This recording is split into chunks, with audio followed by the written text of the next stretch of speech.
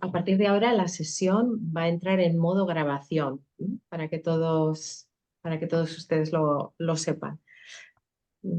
Bueno, buenas tardes. Soy la agregada del Ministerio de Educación de los Estados del Oeste de Estados Unidos y quiero darles la bienvenida a una nueva actividad cultural del Español de Recursos de Los Ángeles, que está situado en el Hollywood High School.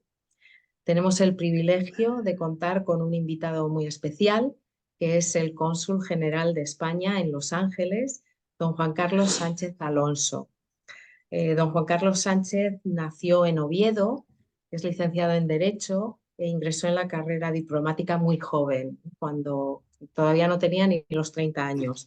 Y tras pasar por representaciones diplomáticas españolas en Venezuela y Argentina, fue vocal asesor de Asuntos Interamericanos, subdirector general de Países para la Comunidad Andina y director del Gabinete de la Secretaría de Estado para Iberoamérica. También estuvo al frente de la Dirección General de Política Exterior para Iberoamérica entre los años 2008 y 2011. En 2011 fue nombrado embajador de España en Perú, puesto que desempeñó hasta agosto del 2015. Y ha sido también cónsul general de España en Santiago de Chile, desde 2015 a 2019. Cuenta además con diversas condecoraciones españolas y extranjeras en reconocimiento a su excelente labor. Y ya sin más dilación, paso la palabra a la asesora de educación Inés García Sal, que es la directora del CER, y a la profesora del Departamento de Lenguas de la Universidad del Sur de California, Mercedes Fages. Bienvenidos a todos. Pues muchas gracias, Lourdes, y muchas gracias sobre todo a Juan Carlos Sánchez, don Juan Carlos Sánchez, por estar aquí con nosotros, y a Mercedes y a todos los invitados que se conectan desde muchas partes de Estados Unidos y del resto del mundo. Vamos a empezar entonces hablando un poquito de la trayectoria profesional y la experiencia diplomática. ¿Cómo fue su trayectoria desde los inicios? Bueno, muy buenas. Bueno, yo tendría que decir buenas tardes ya, de todas maneras, y esto es una historia que también conlleva españoles de por medio. Normalmente deberíamos decir todavía buenos días si no hemos almorzado. Los almuerzos españoles sabes que son diferentes a los norteamericanos y a veces eso lo complica todo. Me alegra mucho, agradezco mucho la invitación de la Regaduría de Educación, también la presencia de Mercedes como coordinadora de esta actividad. Un saludo a todos los participantes. Bueno, trataré de ser también, teniendo en cuenta la mayor parte de los presentes, lo más didáctico que sea posible. No es difícil, me pedís comprimir mucho, lo he estado intentando estos días cuando sabía un poco lo que era el guión, y son ya 30, bueno, si lo reduzco a la etapa de mi vida diplomática, son ya 33 años, que son una cifra bastante redonda. Claro, dentro de las cifras que hay en la historia no se me ocurriría compararlo con la vida pública de Jesucristo, sería un auténtico despropósito, pero ya son unos cuantos años. Entonces, en esos años, resumirlos, hacer casi un archivo zip de lo que ha pasado es mucho. Yo sí que tengo que decir, y que como ya lo iremos hablando, que cuando llegamos a estas alturas de la vida, cuando uno lleva un trabajo muchísimo años, un trabajo que tiene sus dificultades, ya las hablaremos, que te da las satisfacciones que te da, que te exige las responsabilidades que te exige, pues tienes que pasar y volverte hacia atrás y decir, bueno, si ha merecido la pena. Yo siempre que hago esta pequeña reflexión, eso que diríamos, si volviera a empezar, yo no tendría ninguna duda en volver a hacer lo que hice. Tiene sus renuncias, también las hablaremos. Estás lejos de tu país, estás lejos de tus seres queridos en muchas ocasiones. Yo siempre separo mi vida entre el tiempo que estuve con mis hijos, con ellos fuera, y los que no, y ahora que ya no estoy, que estoy únicamente con mi esposa. Pero es una vida completamente diferente, a veces un tanto desconocida por lo peculiar que resulta. Pero como te digo, es una vida muy gratificante. Yo he tenido la suerte de estar en 6 países, todos ellos también con algunas coincidencias, pero cada uno, como se suele decir, no digo vulgarmente en España, cada uno es hijo de su padre y de su madre. Entonces, todos con sus particularidades. Entonces, yo reconozco que sí, que ha sido una vida intensa, grata, que cuesta mucho resumir los detalles, los iremos viendo, pero que sin duda yo espero que algunos de los que están ahí presentes, y aún sabiendo que el servicio diplomático en Estados Unidos decidan entrar en esta vida que tiene sus particularidades. Apagad los micrófonos, por favor, los que estáis escuchando, para que no haya interferencias. Vale. Perdón, Juan Carlos. Entonces, de todos estos, claro, de toda esta larga carrera, si volvemos un poquitín al principio, ¿qué aspectos de su formación en la Universidad de Oviedo han sido más útiles para desempeñar su rol? Hombre, sin duda alguna, las decimos. Yo soy hoy diplomático gracias a haber estudiado en la Universidad de Oviedo. Es una universidad importante, pero no deja de ser una universidad pequeña, pública, de una provincia del norte de España, pero dentro de las particularidades que tenía, tuvo, por razones, bueno, que sería muy largo explicar, desde hace muchos años posiblemente el departamento de Derecho Internacional más prestigioso que hay en España. Algunos posiblemente no lo sepan, pero bueno, España, dentro de las contribuciones que ha hecho en la historia, es la creación del moderno derecho de gentes. El primer derecho internacional que se codifica es de origen español en el siglo XVI, y hay una tradición de creación y desarrollo del derecho internacional a lo largo de la historia, y muchas universidades prestigiosas en España que se dedican a esa formación, y entre ellas la Universidad de Oviedo. Entonces, producto del desarrollo que tenía y siendo muy influyente en ese campo, también tenía una relación muy especial con el servicio diplomático español, que hubiese sido muy difícil para mí conocer, entre otras cosas por también las peculiaridades que tiene esta vida diplomática, si no hubiese estudiado en la Universidad de Oviedo. Y en todos estos destinos que nos comentaba antes Lourdes, muchos por Iberoamérica, por Latinoamérica, ¿cuál ha sido su experiencia más memorable o desafiante? No sé. Esa es cuando vi un poco, no vamos a engañar a nadie, había un truco de que habéis tenido la generosidad un poco de orientarme. Ha sido posiblemente una de las preguntas que más difíciles me cuesta, porque seguramente hay una secuencia de hechos que a todo el mundo le llama. Cuando hablas de la vida diplomática, a todo el mundo le llama así el glamour, es decir, con qué personalidades estuviste. Yo he tenido oportunidad, sobre todo en el ámbito latinoamericano, de haberme conocido a figuras muy importantes, sean más o menos discutidas. Conocí y traté en Venezuela al ya difunto presidente Chávez, conocí en su momento, en varias ocasiones estuvo con él, al líder cubano Fidel Castro. He conocido a muchas personas que en la vida, eso que te llama la atención a veces de ese supuesto glamour que tiene la vida diplomática, pues también has tenido oportunidad. Yo, sin embargo, bueno, hay detalles que a lo mejor te llaman la atención, pues, desde el punto de vista de haber vivido posiblemente en uno de mis destinos en Chile, el terremoto más grande que he tenido que vivir, y además metido en un garage de una casa, un terremoto de 8,5 puntos, la escala tiene 10, cuando piensas que el mundo se te va a venir abajo, y es una impresión que no se te queda.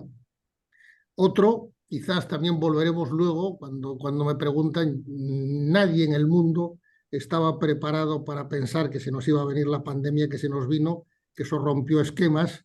Después de tantos años y tantos avances, descubrimos de la noche a la mañana lo vulnerables que éramos. Cambió el mundo, nos cambió a todos, y cambió también mucho el trabajo consular.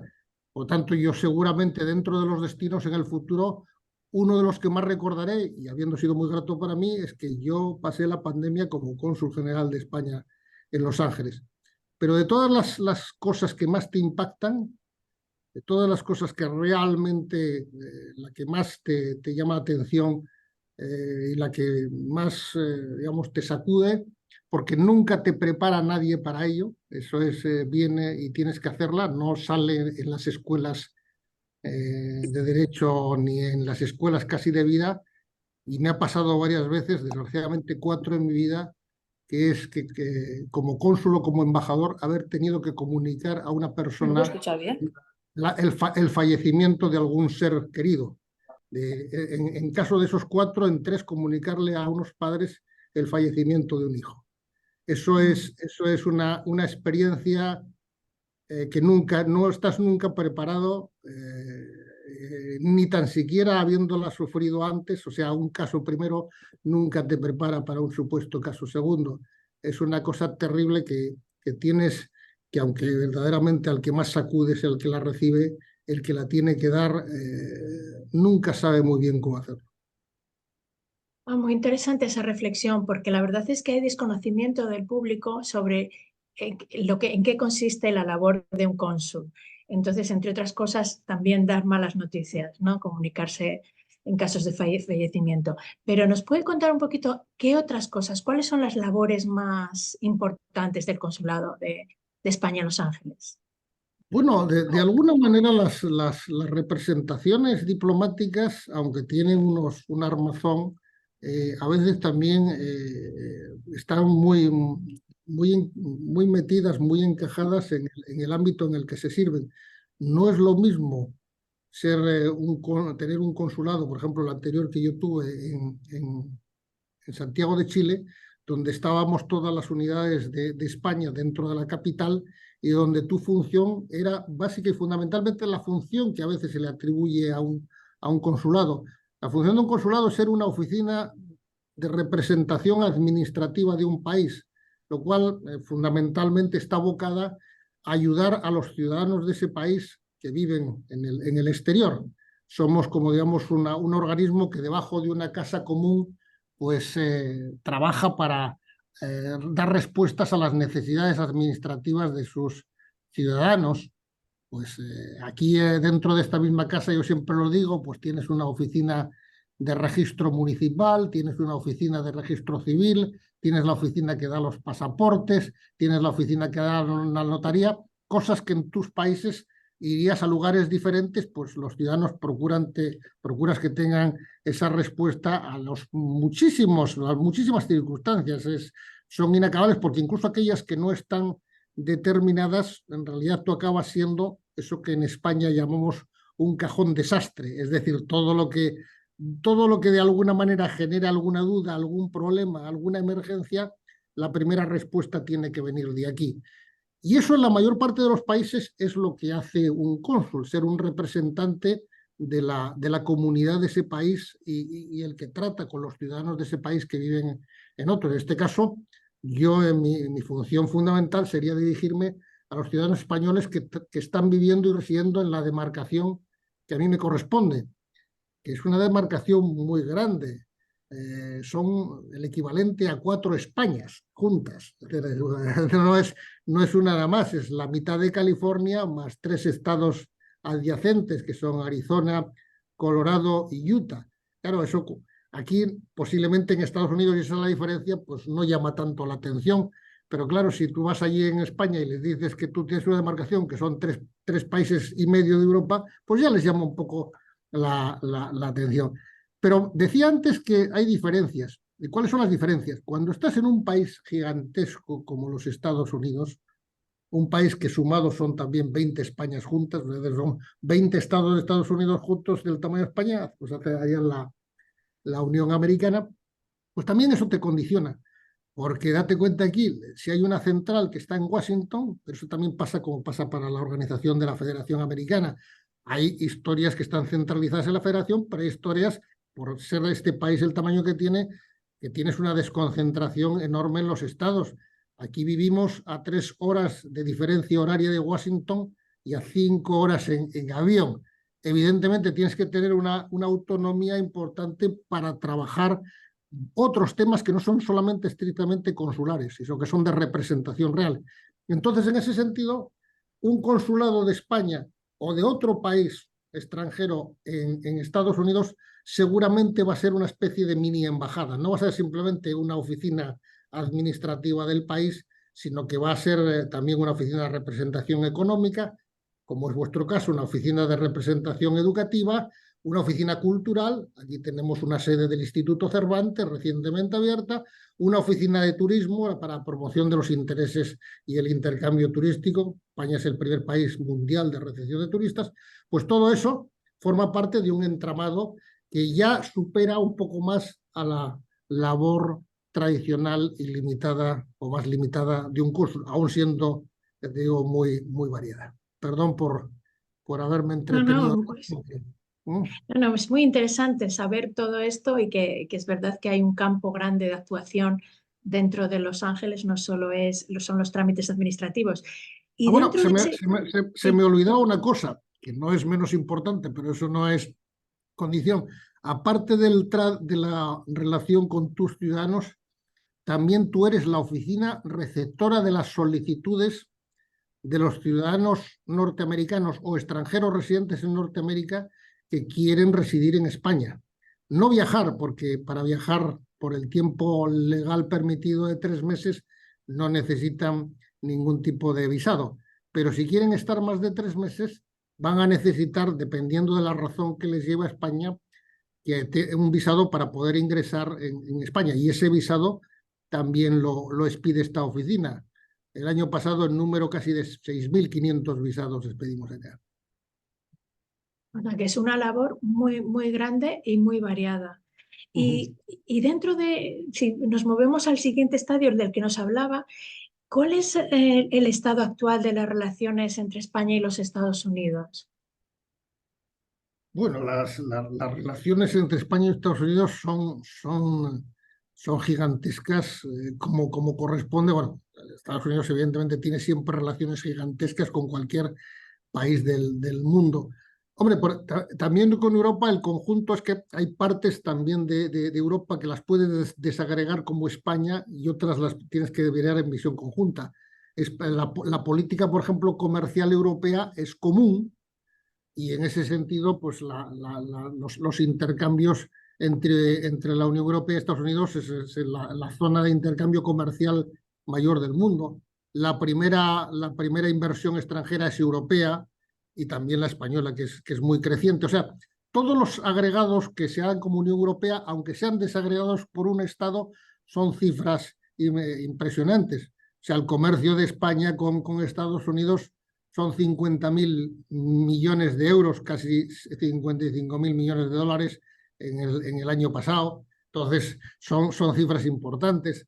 La inversión recíproca entre Estados Unidos y España en los dos sentidos apunta a cifras millonarias que están entre 20 y 30.000 millones de dólares. Las cifras de norteamericanos que visitan España son de casi 4 millones todos los años de norteamericanos que van. O sea, utilices el parámetro que utilices, son enormes, pero no únicamente porque Estados Unidos es uno de los grandes gigantes, sino el mayor gigante mundial, sino porque también la relación con Europa es monumental y con España en particular. Entonces, hombre, quizás si me pides una distinción, es cierto que, como nos pasa también a todos los europeos, el ámbito mayor de relación se da en la otra costa. En la otra costa hay una presencia muchísimo mayor de residentes, hay una presencia muchísimo mayor de empresas, hay una presencia muchísimo mayor de intercambio comercial, y un poco si pones una línea de Mississippi para esta zona, pues aquí todos, los españoles también, pero todos los europeos, tenemos una dimensión un poco más pequeña porque esta ya es una parte de América que tradicionalmente ha mirado más hacia Asia o incluso, si quieres, un poco más hacia América Latina. Todo eso está cambiando y es parte de nuestro trabajo, porque es cierto también que el COVID y todo lo que dejó de desconfianza, de cambio de relaciones, de cadenas de suministros, ha entrado a afectar esa situación. Y ahora, evidentemente, hay una mayor posibilidad de interacción con esta zona de la que había hace unos años. Pero resumiéndote, las relaciones son gigantescas, pero no, mires el parámetro. En el campo militar también lo hay, ahora incluso mucho más con los desafíos actuales que tenemos. Podríamos dedicarnos horas a hablar y solamente a lo mejor dedicaríamos horas a hablar una pequeña parte. O sea, estamos en el mejor sentido de la palabra condenados a tener una relación monumental y gracias a Dios bastante provechosa. Tenemos las discusiones normales entre amigos, pero también tenemos las capacidades de resolverlas y de seguir creciendo. Pues en ese contexto vamos a hacer un pequeño intermedio para ver un vídeo muy breve de la actual embajadora norteamericana estadounidense en Julissa. España. Eso es, vamos allá.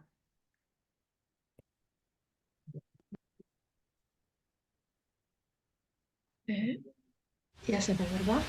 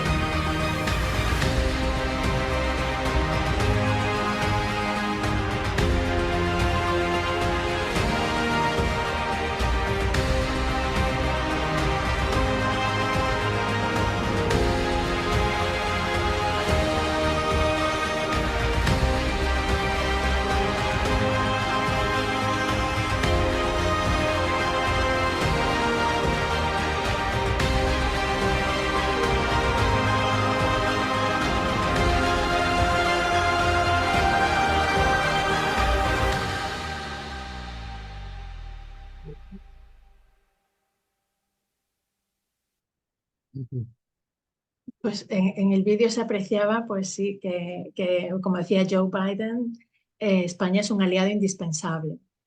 Sí. Y vemos cómo se trabaja pues, a todos los niveles. Aunque en Los Ángeles quizás es verdad que en la costa oeste hay menos españoles que en la costa este, sin embargo sí que hay una cantidad considerable de españoles aquí, ¿verdad? ¿Y qué hace el consulado para promocionar los intereses españoles en Los Ángeles Bueno, y en la jurisdicción? de todas maneras, sí, lo que te decía antes y comentaba, nosotros no somos el país europeo más poblado, no lo somos, tenemos poco más no te digo la mitad de ciudadanos de Alemania o una parte y media de lo que tienen los franceses. Nosotros, la población de España no llega a 50 millones, Alemania está casi en 90, Francia e Italia están en 65 millones. Pero, sin embargo, somos el consulado que tenemos más ciudadanos registrados de los europeos en la demarcación. Tenemos alrededor de 20.000 registrados, teniendo en cuenta que hay también mucho flujo de personas que van y vienen y que no se registran, pues posiblemente siempre digo que el entorno real sea de unas 40.000 personas en la demarcación. Eso evidentemente te exige, ha crecido mucho, parte a veces de los problemas que nosotros tenemos son problemas de demanda creciente en esta zona por instalación, y también todos los que han salido derivados después del impasse que supuso el COVID. Entonces, bueno, nosotros lo que probamos es movilizar todo lo que tenemos con todos los recursos y sobre todo, yo diría que lo fundamental, dadas las posibilidades inmensas que te ofrece yo no diría un área como esta, porque esto ya no es una ciudad, es un área tan gigantesca. A mí cuando vine aquí lo que me recomendaron es que procuraras primero identificar el entorno para ser lo más selectivo posible, porque es cierto que tienes muchas cosas a las que puedes acudir, pero también tus capacidades son las que son. Entonces lo importante es identificar bien aquellos sectores en los cuales puedas realmente hacer una diferencia. Entonces sí que aquí los tenemos identificados y hemos trabajado mucho en ellos. Tenemos una posición invalorable en materia audiovisual. Hay poca gente, quizás no hay mucha gente que sepa que el principal lugar de rodajes de series y películas norteamericanas que no sea Estados Unidos, el primero fuera España, superando ya desde la pandemia a lugares tan tradicionales de rodaje en el exterior como es Reino Unido, UK. Entonces, somos también desde la pandemia el primer país de la lista mundial de recepción de graduados y posgraduados norteamericanos que estudian en el exterior, superando también a países que estaban siempre por encima de la lista como Reino Unido y Francia. Entonces, hay muchos sectores, aquí trabajamos en ámbitos que nos interesan de futuro, todo lo que lleva a las nuevas tecnologías, todo lo que lleva a las energías renovables, todo lo que supone todas las infraestructuras de transporte. España tiene de las mayores constructoras y en temas de transporte es líder mundial en muchos campos, como por ejemplo en los trenes de alta velocidad. Tienes detalles, porque quizás también aquí lo importante no solamente ámbito sector, sino las capacidades individuales que traen muchos españoles que son también a veces capaces de proyectar experiencia y capacidades en campos que son muy innovadores. Entonces, realmente lo que se trata es decir, concentrar tus capacidades en los ámbitos más determinantes y, bueno, y procurar hacer una diferencia en ellos. Claro. Bueno, todo esto sobre Los Ángeles, pero tiene una trayectoria increíble en los países de Latinoamérica y no me gustaría terminar sin que nos contara cómo ha sido esa experiencia diplomática y cómo ha cambiado su visión del mundo el haber estado tantos años allí. Bueno, mira, en realidad podía hacerlo al revés, como en aquella película que le llamaban que era una de las primeras de Christopher Nolan, que este año ha ganado el Oscar y que la recomiendo mucho, que se llamaba Memento. La subtitularon en España como Historia de un crimen, que es una película hecha backwards, o sea, va desde el final hasta el principio recordando hacia atrás.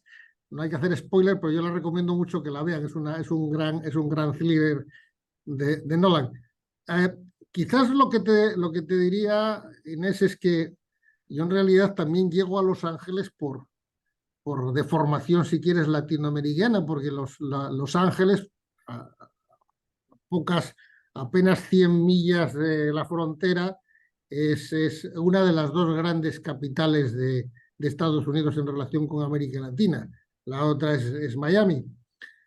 Hombre, yo creo, a mí me gusta en lo personal más estar aquí, porque pues, con todos los respetos, y Miami es un centro irradiador, pero quizás tiene algunos otros condicionamientos también de política, de comunidad, que son a veces más difíciles de llevar.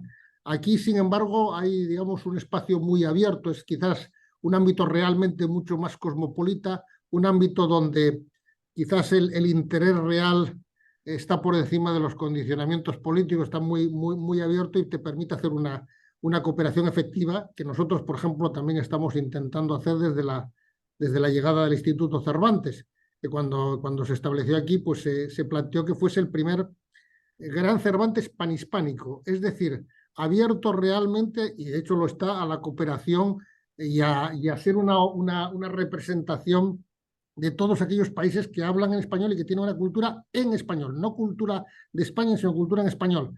Entonces, claro, aquí tienes, ese es otro de los sectores que quizás no he mencionado, el trabajar por la defensa de los contenidos hechos para las nuevas tecnologías y para otros ámbitos de comunicación que se abren en español también.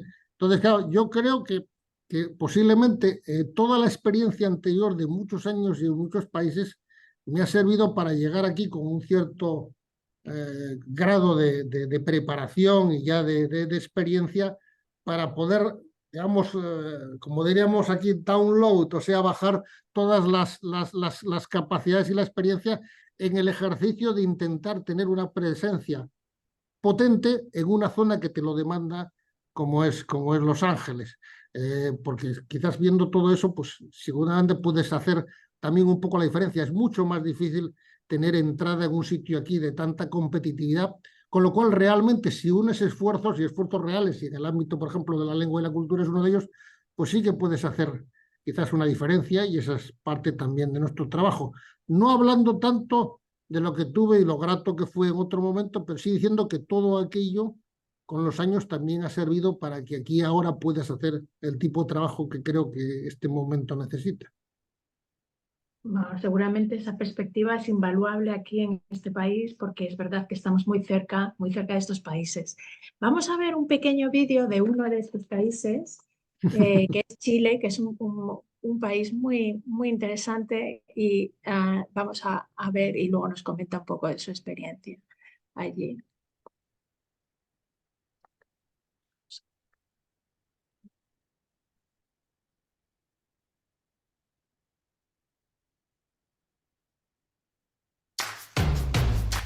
Bienvenidos a Chile, un territorio de extremos, vivo y diverso. Un país que cautiva y encanta con la excepcionalidad de su geografía y la vitalidad de su gente. Chile se extiende por más de 8.000 kilómetros desde el norte hasta la Antártica. Su zona continental está flanqueada a un lado por la cordillera de los Andes y al otro por la inmensidad del Océano Pacífico. Casi 18 millones de personas habitan este territorio, donde se mezcla la identidad de pueblos ancestrales con tradiciones extranjeras que se integran al país. Culturas rurales y urbanas, norteñas y sureñas, continentales e insulares. En toda su extensión conviven distintos climas y condiciones geológicas que han originado una amplia diversidad de costumbres, talentos, productos y servicios únicos, haciendo del país un lugar donde la singularidad se convierte en una oportunidad. Bienvenidos a esta tierra excepcional y diversa. Bienvenidos a la calidez y vitalidad de su gente. Bienvenidos a Chile. Bueno, esto solo era un ejemplo de otro país distinto y haber pasado por tantos países. ¿Cómo se aprende a relacionarse? ¿Se estudia en la escuela de diplomacia o se aprende con la práctica a relacionarse y a entender las idiosincrasias de cada país? Esa es una pregunta, además casi de psiquiatría, y lo tiene de verdad, porque no, evidentemente tienes que tener una inclinación y una apertura a lo que pueda llegar. Y eso te lo tiene que dar la profesión. Evidentemente, quien no sea capaz de estar abierto y tener una empatía para este trabajo, que no se lo plantee. Cuando decía lo de psiquiatría no es por el mérito, quizás también haciendo una confesión, lo que resulta más difícil, y eso es fácil de comprender, es cuando te vas cambiando de país, porque en algunas ocasiones, y eso a mí me ha costado también sobrellevarlo mucho, la incardinación, o sea, el meterte, tienes que vivir el país, tienes que meterte en él. Entonces, cuando cambias de país, en un momento determinado, tú tienes que poner el cuentakilómetro a cero, el odómetro a cero.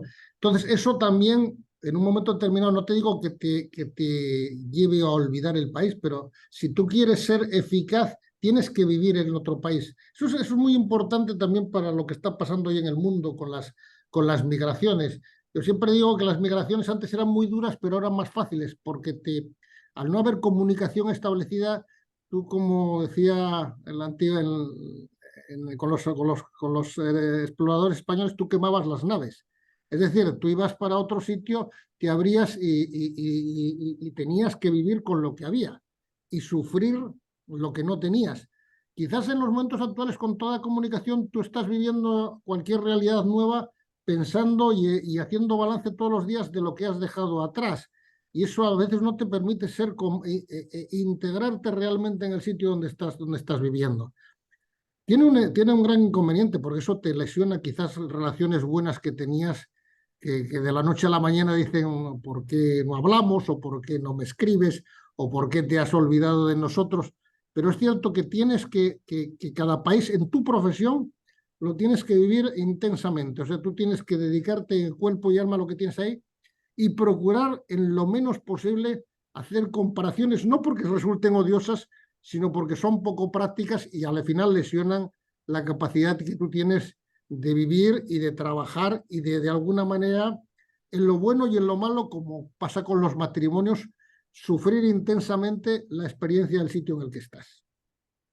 Muy interesante esa reflexión de empezar de cero en cada país y dedicarle el todo.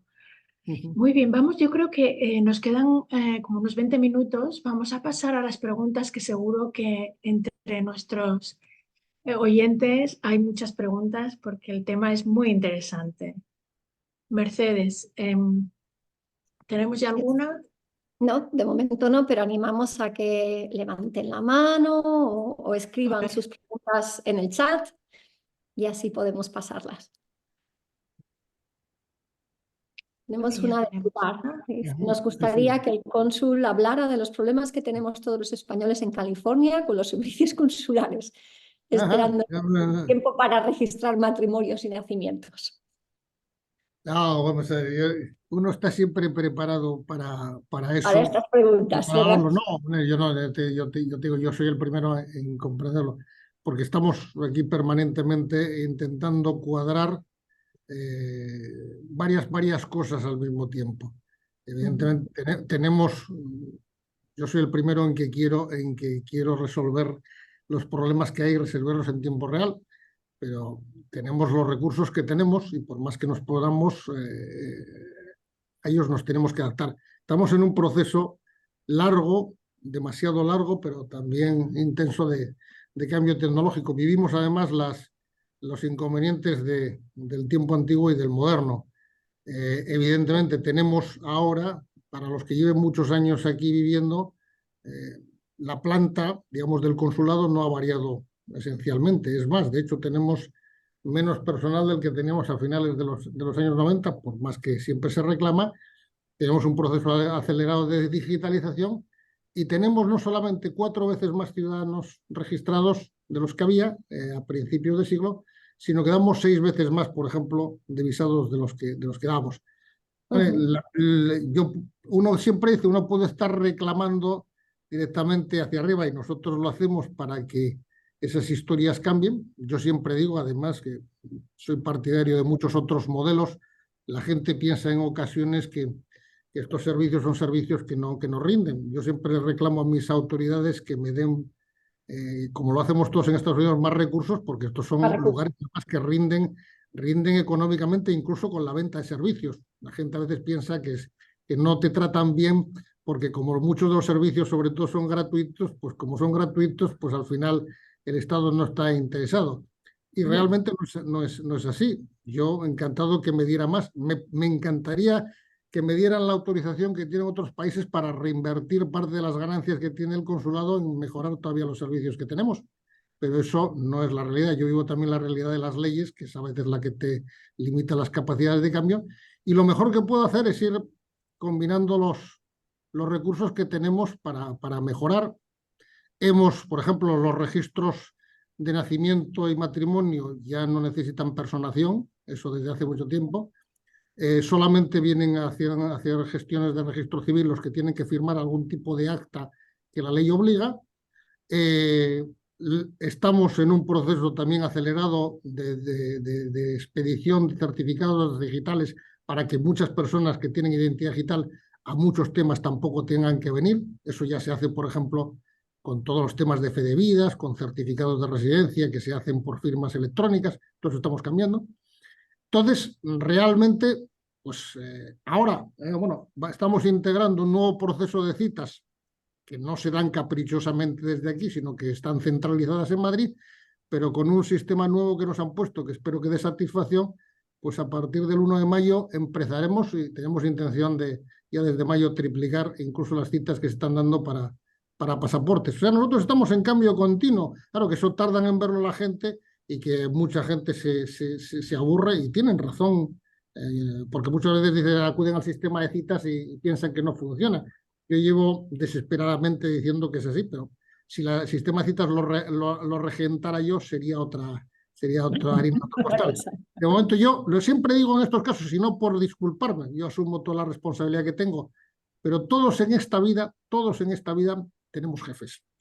Y todos en esta vida sabemos a lo que tenemos que responder. Yo aquí mi obligación es, sin estar todo el día poniendo el grito en el cielo, pues tratar de combinar lo que tengo, sobre todo con la colaboración de un enormemente pequeño pero profesional grupo de gente que se desvive por intentar hacer las cosas bien, aunque a veces eso sea difícil de proyectar hacia afuera. Tenemos otra pregunta de David. David tenía la mano arriba, David, así que si quiere desbloquear su micrófono. La estaba escribiendo, pero la puedo hacer de viva voz.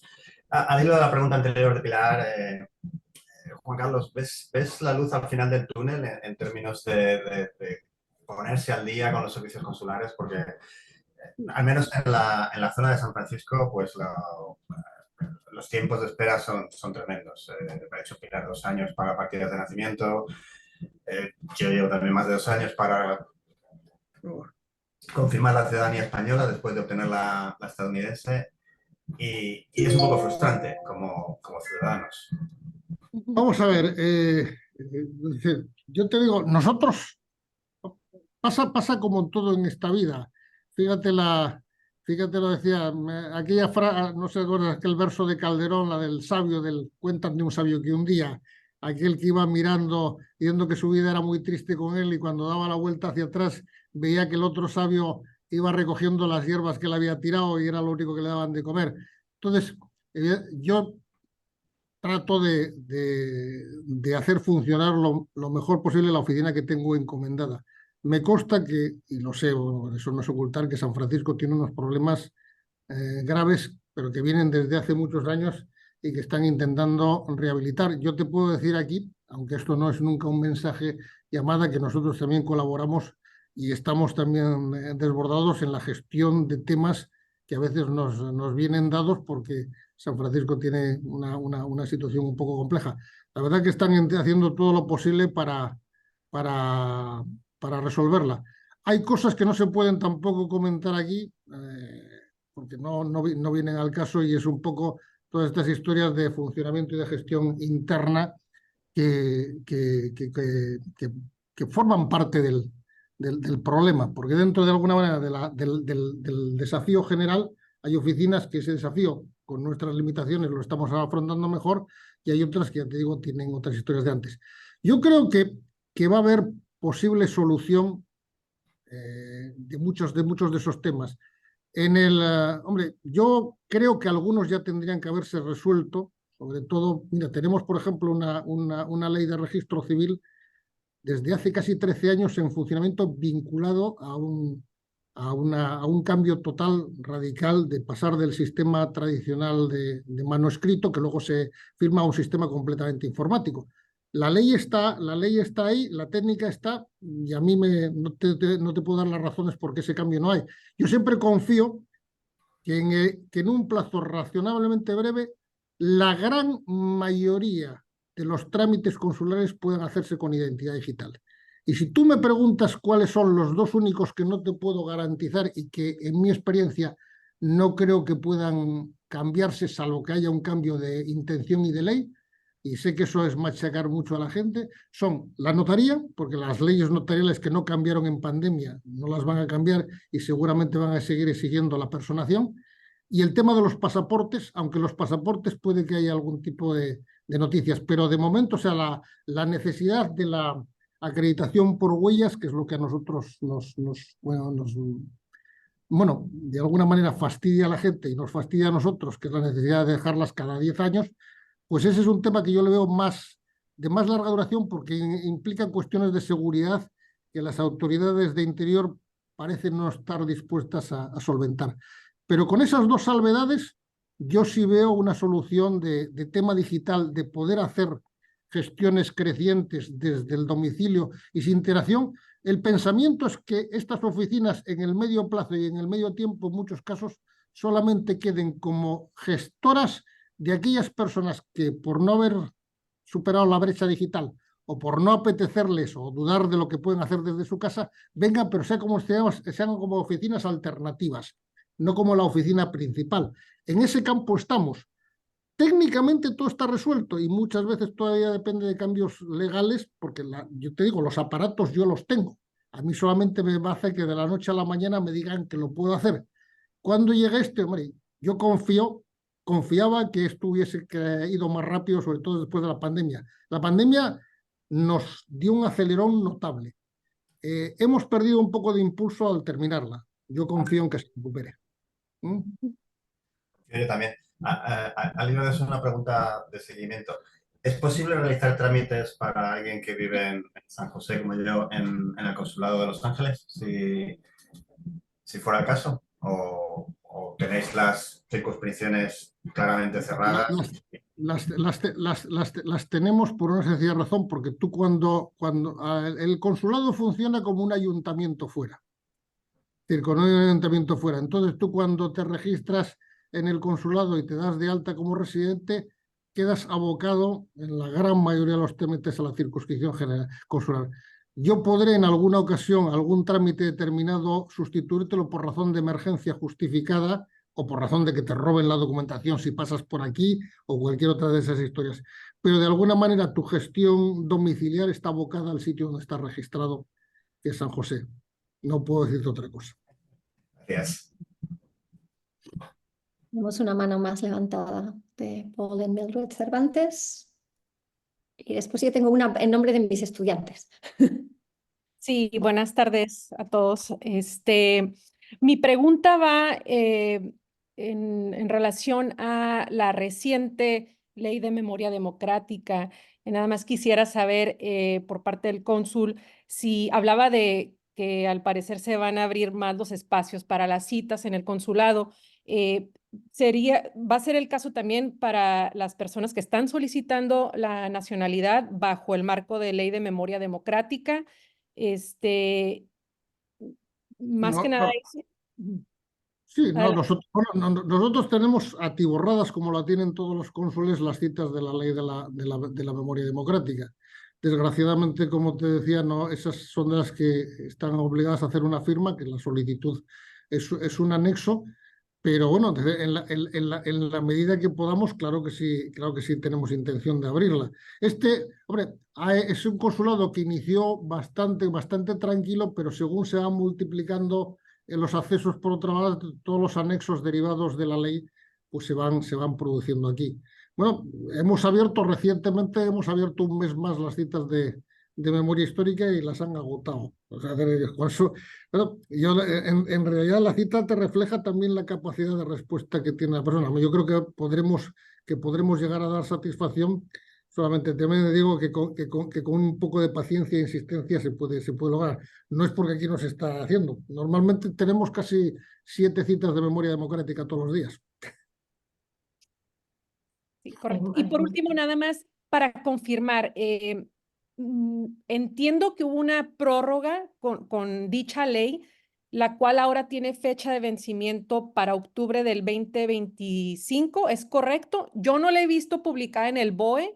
Sin embargo, la ley dice que su duración inicial, pero eso lo dice la ley, no es que tenga que decir nada, que tenía una duración de 2 años a contar desde noviembre del 2022, pero prorrogable a un tercero. Eso ya va en el texto de la ley. Evidentemente la intención, para que esa prórroga no se efectuara, el gobierno, que además es el gobierno que la aprobó, tendría que decretar que aquí se cierra el espacio. Entonces, si no se dice nada, es como un contrato de arrendamiento que lleva la cláusula de prórroga ahí puesta. Entonces, lo más normal es que esto continúe hasta el 2025. Perfecto. Gracias. Nada. Yo quería hacer una en nombre de un par de estudiantes que tengo, antes de que alguien más levante la mano. Tenía algunos estudiantes mirando el listado de registrados que estaban haciendo ciencias políticas y demás. Y siempre cuando tenemos a alguien, pues como usted, con una profesión ya desarrollada, siempre pregunto qué recomendaciones dan a alguien que está pues ahora en la universidad, ¿verdad? Alguien que está empezando, que quiere desarrollar una carrera diplomática, ¿qué tipo de inspiración o qué tipo de ideas les podemos pasar? Yo lo primero que pido, vamos, todas las carreras de servicio exterior son diferentes en todos los países y en Estados Unidos también, pero en realidad el ámbito fundamental es un ámbito de decisión vital, tiene una parte, hay profesiones vocativas, posiblemente haya muchas más. El vocacional es una persona donde quizás el nivel o el ámbito de servicio o de, en cierto sentido, no quisiera utilizar esta palabra de renuncia, va por encima del hecho de la profesión. Yo te digo, cuando empiezas a ver de un médico generalista, no solamente ser un médico generalista, sino que asume todos los temas de emergencias, de estar ahí casi a disposición. Pero bueno, entre lo que llamamos profesiones de este mismo ámbito, yo realmente la más cercana, y además así está estructurada, nosotros la tenemos estructurada también en nuestras leyes, que se parece a la diplomacia, es la militar. De hecho, nosotros en la carrera diplomática española tenemos establecidos una equivalencia en los ranks, en los cargos entre el nivel de la carrera diplomática y la carrera militar. Es una milicia civil, si lo quiero decir. Entonces, hay un punto vocacional muy fuerte, y ese punto vocacional conlleva, sin mitificarlo, pues conlleva lo que te digo, una serie de renuncias. O sea, el que está dispuesto a hacer esto a reserva de que piense que le puede llegar a interesar a veces algo que todavía no conoce, lo primero que tiene que saber es que va a tener un grado determinado de renuncia. Y el grado determinado de renuncia te da, luego descubres otro tipo de satisfacciones, pero son cosas que en el momento actual también hay mucha gente que no está dispuesto a dar. Porque te digo una cosa, aquí no es únicamente el vivir como expatriado. Expatriado, en el mejor sentido de la palabra, lo eres tú, Mercedes, lo somos todos los que estamos aquí, pero es un expatriado de larga duración. Es decir, tú cuando cambies puedes cambiar tu vida y decir que en un momento determinado tu país de referencia es otro, pero va a ser ese otro nada más. Y eventualmente tienes contacto con el otro y a lo mejor nunca lo tuviste pensado en tu vida. A lo mejor cuando hiciste la profesión, pues la profesión te llevó por ahí, pero a lo mejor lo que habrías hecho posiblemente también lo habías podido hacer en tu propio país, salvando otro tipo de historias. Sin embargo, aquí no. Aquí cuando tú haces esta profesión, sabes que el punto determinado que tienes es estar fuera de tu país.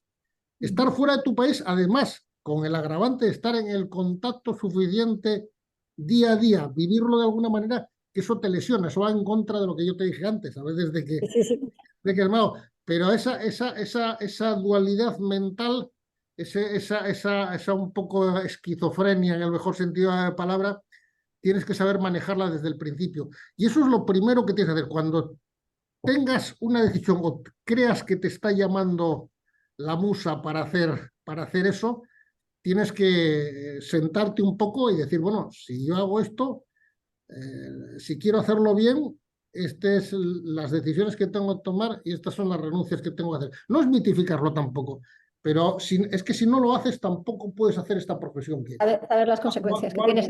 O algo parecido. Mira, te lo dije antes, es un poco, perdón porque es cuando yo lo veo mucho ahora en las historias de la nueva emigración. Mira, yo soy también hijo y nieto de migrantes y sé que mi papá cuando llegó a Argentina, que fue donde se fue con 12 años, para volver a 19, con 12 años, siempre lo digo, no quería llegar allí y con 19 años no quería volver. Yo tengo seguro que no lo pasó bien. Me consta, además, porque me dijeron que lo pasó muy mal. Y lo pasó en las escuelas. Y en las escuelas también, bueno, no vamos a decir, los niños y los jóvenes son a veces, tienen un cierto grado de ámbito, no lo voy a decir de crueldad, pero con el nuevo, con el extranjero, siempre pasa. Pero eso, por ejemplo, estaba asumido como tal. No formaba parte del background. Pasaba, se asumía, porque tampoco había forma de salir de eso. Mientras que en el momento actual, tú pareces que vives en vivo y en directo, que cuando vas a vivir a otro país, ese otro país carece de que no tiene esta comida, que no tiene esta bebida, que no tiene estas historias. Y de repente estás en contacto directo con tu realidad antigua, añorándola. Si tú haces eso, evidentemente no vas a ser exitoso ni en este trabajo ni en ninguno. Entonces, tú tienes, por eso te digo, tienes que saber manejar muy bien los espacios de lo que es tu vida por un lado y lo que es tu trabajo y cómo eso lo pones las piezas como en un tablero para que todas funcionen como una buena partida de ajedrez. Totalmente de acuerdo. ¿Tenemos alguna? Yo creo que ya no quedan más preguntas. Si se nos está se nos está acabando el tiempo también. Así que Bien. nos queda, yo creo, Merche, agradecerle al Totalmente. cónsul, la verdad, esta visión tan interesante de lo que de en qué consiste su trabajo y además esta parte última de servicio, ¿no?, a los demás y de tener muy claro los rigores de este trabajo que parece muy glamuroso, el trabajo diplomático, pero Se me ocurre una cosa, algunos dirán que es muy español, como estaba viendo ahora todavía las imágenes a David, que me preguntó antes sobre su historia particular. Yo también querría decir una cosa y es de reivindicación. No todos, uno no vive tampoco separado de la realidad. Yo cuando digo, mira, cuando hablamos de los nuevos procedimientos, yo recuerdo que en mis primeros destinos, mi vida con las posibilidades que daba la función diplomática eran mucho más fáciles de lo que son ahora.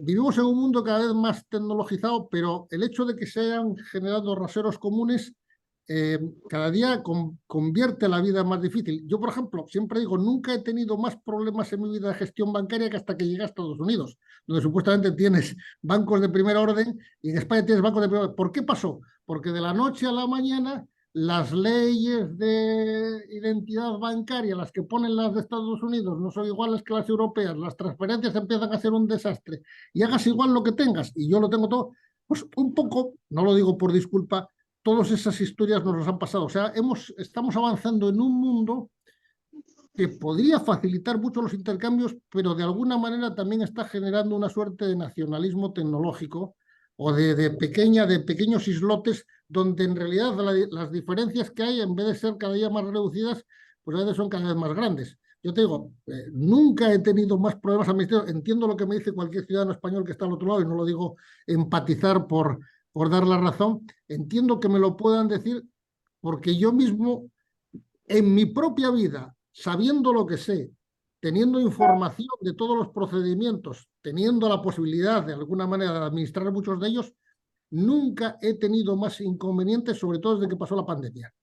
No decir, no lo he vivido. Entonces, yo creo que sí, y vuelvo a decirte, vamos a estar mucho mejor, pero hay dos partes del asunto. Uno, lo que la vida, digamos, inteligente, tecnología pueda avanzar, y otra también es la disposición que cada uno de nosotros tengamos para pelear en un mundo que es diferente, pero no es diferente, muy diferente al que incluso conocimos cuando estábamos siendo primeros expatriados o expatriados hace muchos años. Eso sí que es la verdad. Pero bueno, dentro de un orden, tampoco siempre lo digo, no estamos lo peor y esa siempre es una conclusión. Yo siempre digo que también lo que te permite este trabajo cuando lo ves y sobre todo cuando ves a los tuyos, que nosotros también tenemos una vena muy, voy a decir, masoquista. Quiero decirte de pensar, estamos en un término intermediado y un intermediado razonablemente positivo y sabemos cambiar las cosas.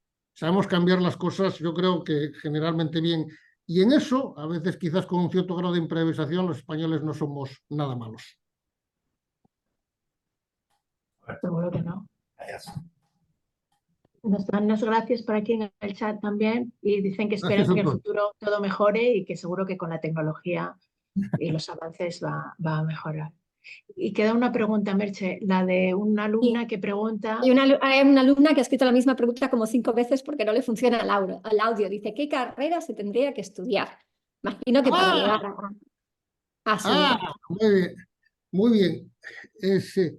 Hombre, yo tuve una duda y la resolví bien, pero claro, es una duda desde lo que era la universidad que yo viví y aquellos años. El mundo ha cambiado mucho. Ahora tienes ya unos títulos que llevan hacia el nivel del detalle. Si fuese desde la óptica de un diplomático español, yo creo que la que yo hice es bastante más completa. Porque el ámbito de derecho, sobre todo teólogo, te permite acceder a la vida consular. Creo que las formaciones de relaciones internacionales se pueden adquirir a través de alguna maestría o algún estudio, pero la base jurídica, que a veces es muy importante en esta carrera, digo desde el punto de vista español, te la da el derecho. Pero en el ámbito internacional y sabiendo que las carreras o las profesiones diplomáticas varían según los países, evidentemente cualquier carrera que lleve Political Science por el medio o International Relations, cualquiera de ese estilo es mucho más omnicomprensiva. Entonces, siempre además, dicho esto, yo tengo compañeros fantásticos que han hecho una carrera fantástica y un par de ellos son físicos nucleares. No sé cómo acabaron en esta, pero acabaron bien. Por decirte que a veces el hábito no hace al monje. Entonces, quizás de principio esas que te digo son las más usuales, pero por lo menos en España y creo que en otros muchos lugares, lo importante también es la exposición psicológica y el aprendizaje que tengas más incluso que la carrera que elijas. Perfecto. Pues creo que era... Mira, Laura dice muchas gracias en el texto. Muy bien. Pues creo que con eso... Hay más mensajes de gracias, ¿verdad?